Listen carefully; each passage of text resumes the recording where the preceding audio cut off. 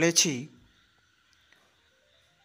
মল্ল রাজাদের রাজধানী বিষ্ণুপুর দেখতে।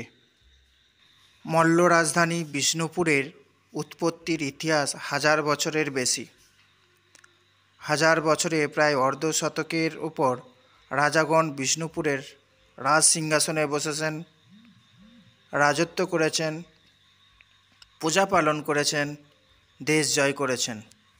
কখনো আধ্যাত্মিকতায় উদ্বুদ্ধ হয়ে প্রজাদের মধ্যে সেই চেতনার স্ফুরণ ঘটিয়েছেন, কখনো মন্দির সৌধ নির্মাণ করে বিষ্ণুপুরের স্থাপত্য শিল্পের নিদর্শন সুদূর প্রসারী করেছেন, কখনো আবার সাহিত্য সঙ্গীত প্রতিভার প্রতিষ্ঠা করে বিষ্ণুপুরকে বঙ্গ তথা ভারতবর্ষের বৃহৎ ক্ষেত্রে শ্রেষ্ঠত্বের আসনে বসাতে সচেষ্ট হয়েছেন।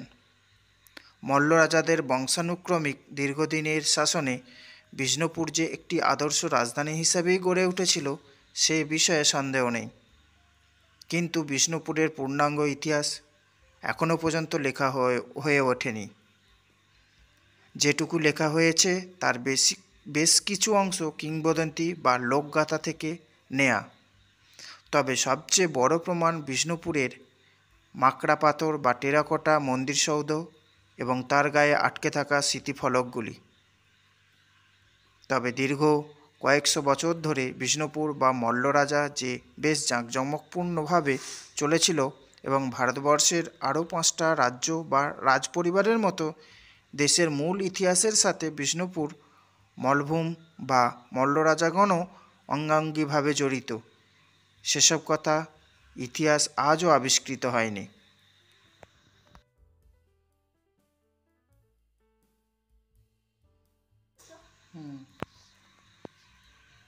বিষ্ণুপুরের উত্তর দিয়ে বয়ে চলেছে দামোদর, দ্বারকেশ্বর, গন্ধেশ্বরী, বিরাই প্রভৃতি নদ নদী ও তাদের শাখা নদীগুলি। নদীগুলিকে শুধুমাত্র কৃষিকাজেই ব্যবহার করা হতো তেমন না, বাণিজ্য ক্ষেত্রে এর ব্যবহার যথেষ্টই ছিল বলে জানা যায়। জলপথ দিয়ে জৈন ধর্ম বিষ্ণুপুরে প্রবেশ করেছিল বলে পণ্ডিতগণ মনে করেন এবং তার ফলস্বরূপ বিখ্যাত জৈন মন্দির এখানে রয়েছে। মল্ল রাজাদের আমলে মাকড়া পাথর বা পোড়ামাটি তৈরি দুর্গ, মন্দির, সৌধ প্রভৃতি স্থাপত্য গড়ে উঠেছে, যা বর্তমানকালেও মাথা উঁচু করে সেদিনের গৌরবময় অধ্যায়কে মনে করিয়ে দেয়। অঙ্কশাস্ত্র বা জ্যোতিষশাস্ত্রে বিষ্ণুপুরের পণ্ডিতগণ কোনো অংশে কম ছিলেন না, তারও প্রমাণ পাওয়া যায়। বিষ্ণুপুর ঘরানা ভারতীয় সঙ্গীত চর্চা ও আলোচনার ক্ষেত্রে এক বিশেষ স্থান অধিকার করে রয়েছে। এই ঘরানার যেমন বহিরাগত গায়ন বাদন পদ্ধতির স্রোত এসে মূল প্রবাহের সৃষ্টি করেছে, তেমনি ভূপ্রকৃতি, শৈল্পিক চেতনা, উপযুক্ত পৃষ্ঠপোষকতা এই সঙ্গীত ধারাকে প্রবল স্রোতে এগিয়ে যেতে সহায়তা করেছে। মন্দির চত্বরে আসার পরই প্রথমেই যেটা দেখলাম গড় দরজা, ছোট পাথরের দরজা। মল্লরাজ বীর সিংহের আমলে তৈরি হয়েছিল বড় পাথর দরজার সামনে এই ছোট পাথর দরজাটি। অনেকেই একে গড় দরজাও বলেন। গড় দরজা বা ছোট পাথর দরজার পাশে রয়েছে উঁচু ঢিবি, স্থানীয় ভাষায় যাকে বলা হয় পরিখা। কালের প্রভাবে ঢিবি ক্ষয় হয়ে গেছে আর পরিখাও মজে গেছে, তবুও বর্ষার সময় জল থই থই করে এই পরিখাতে। শারদীয়া দুর্গাপূজার সন্ধিক্ষণ নিরূপণ হয় এই পাহাড়ের উপরে গর্জে ওঠা কামানের শব্দে, যে শব্দ শোনার জন্য সমগ্র বিষ্ণুপুর তথা বাঁকুড়া জেলার মানুষ কান পেতে থাকেন নিশ্চুপ হয়ে।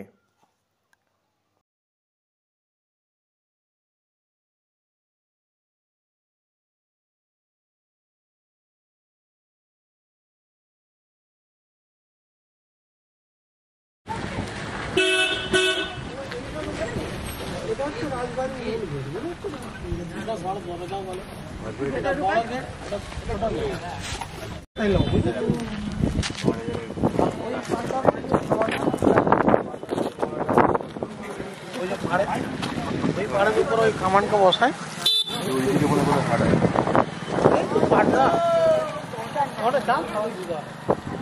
ওই রাজবাড়িতে কামানটা নিয়ে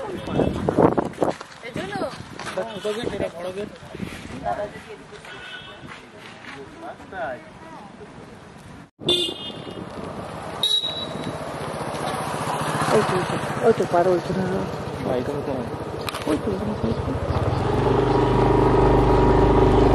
সুন্দর না।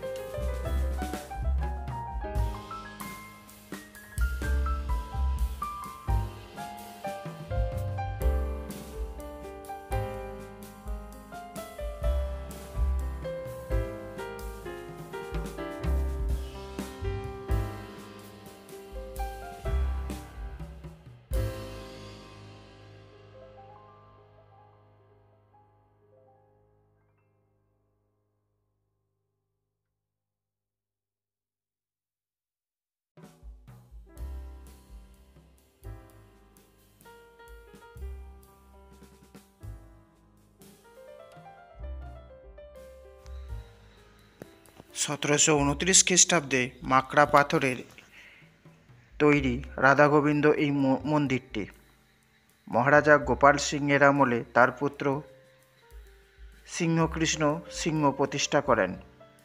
বর্গাকার ভিত্তিপীঠের ওপর মন্দিরের ঢালু ছাদের কেন্দ্রস্থলে একমাত্র শিখরটি অবস্থিত।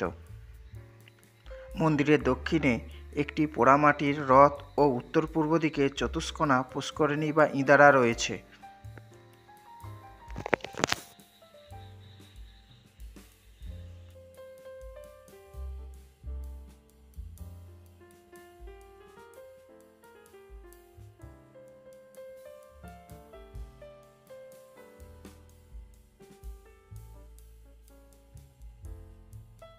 And some of the, you look, some of the, this is the one of the stalwart bird, and his paw, some of the more type of elephant flying the sky.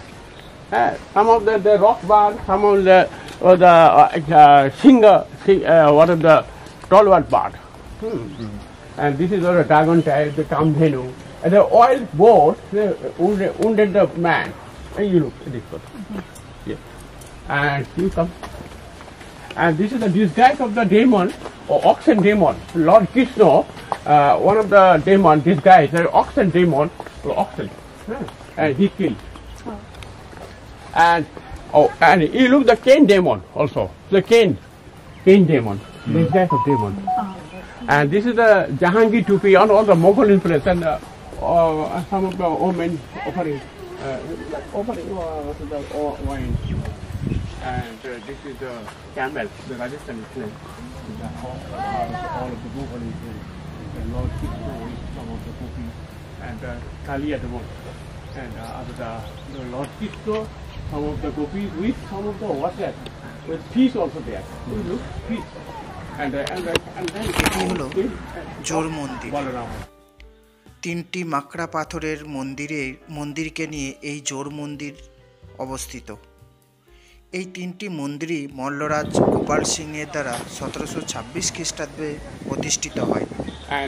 তিনটি মন্দিরের মধ্যে দক্ষিণের মন্দিরটি আয়তনে বড় এবং ভিতরে মাকড়া পাথরের বিশাল অলঙ্করণ সহ রামায়ণ, মহাভারত ও কৃষ্ণলীলার প্রচুর চিত্র রয়েছে।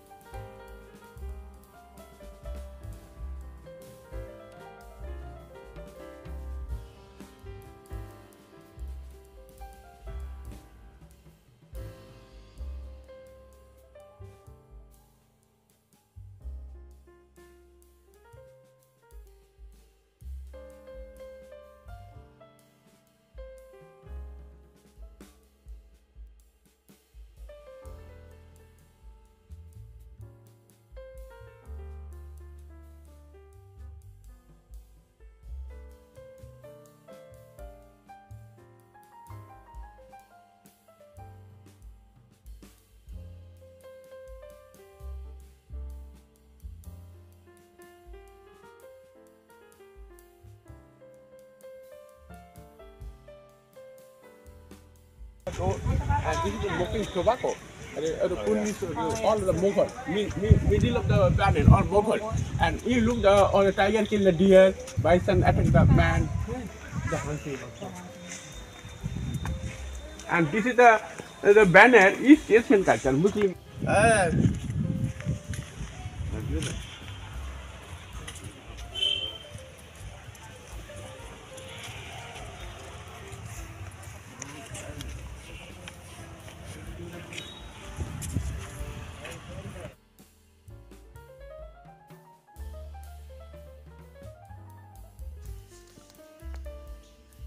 টেরাকোটার কারুকার্যে অপূর্ব সুশোভিত বিষ্ণুপুরের এই শ্যামরাই মন্দির। এই মন্দিরের 5টি বিশিষ্ট শিখর থাকায় একে পাঁচচূড়া মন্দিরও বলা হয়ে থাকে। এই মন্দিরের গাত্রে অপূর্ব টেরাকোটায় সৌন্দর্য ফুটে উঠেছে রামায়ণ, মহাভারত এবং কৃষ্ণলীলার বিভিন্ন দৃশ্যে। বেশ কয়েকটি টেরাকোটা আছে যা পর্যটককে চমকে যান বিভিন্ন বিদেশি টুরিস্টও।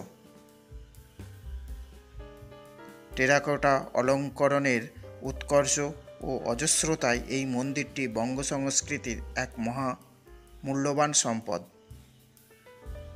শুধুমাত্র ঢালু ছাদ ও চূড়া শীর্ষগুলি ছাড়া বাইরের ও ভিতরের দেওয়ালের কোনো অংশ, এমনকি ছাদের নিম্নতলও ভাস্কর্যবিহীন নয়।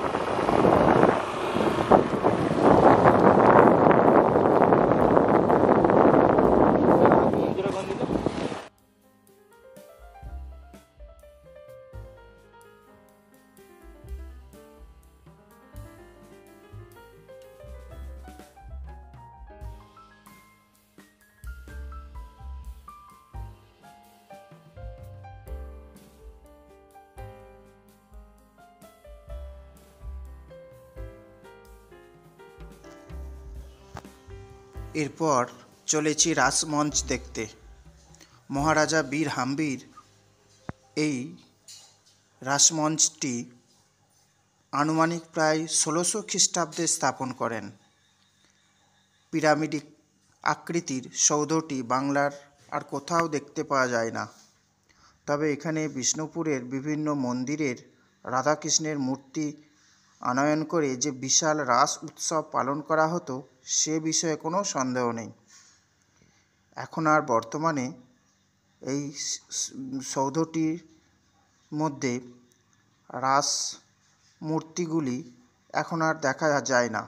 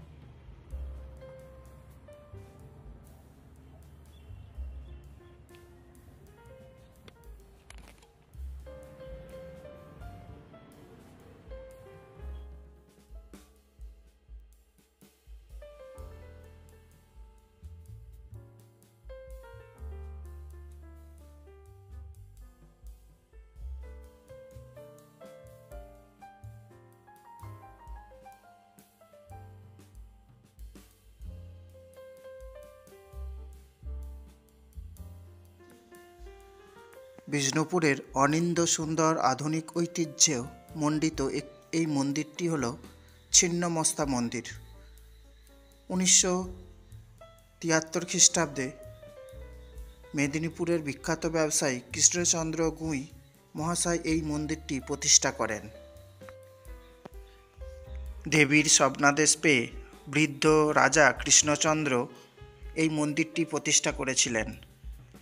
এহেন মূর্তি ভারতবর্ষের বেশি নেই, বাংলার মধ্যে এই মূর্তি একমাত্র বিষ্ণুপুরেই রয়েছে।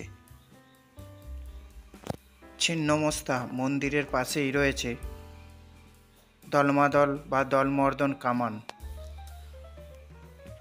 ভারতবর্ষের রাজনৈতিক ইতিহাসে একটি গুরুত্বপূর্ণ ভূমিকা পালন করছে এই দলমাদল কামানটা। 1742 খ্রিস্টাব্দে যখন মারাঠা সর্দার ভাস্কর পণ্ডিত যখন বাংলা লুট করার সময় বিষ্ণুপুরে হানা দিয়েছিলেন, তখন এই কামান ব্যবহার করা হয়েছিল বলে কথিত আছে। আর স্বয়ং ভগবান মদনমোহনই এই কামান দেখে বিষ্ণুপুরবাসী ও রাজা গোপাল সিংকে রক্ষা করেছিলেন বলে মানুষের বিশ্বাস। 63টি লোহার আংটা পেটাই করে এই কামান তৈরি হয়েছিল। দৈর্ঘ্যে 12.5 ফুট ও মুখের ব্যাস প্রায় 1 ফুট। এই কামানটি পর্যটকদের কাছে একটা বিস্ময়।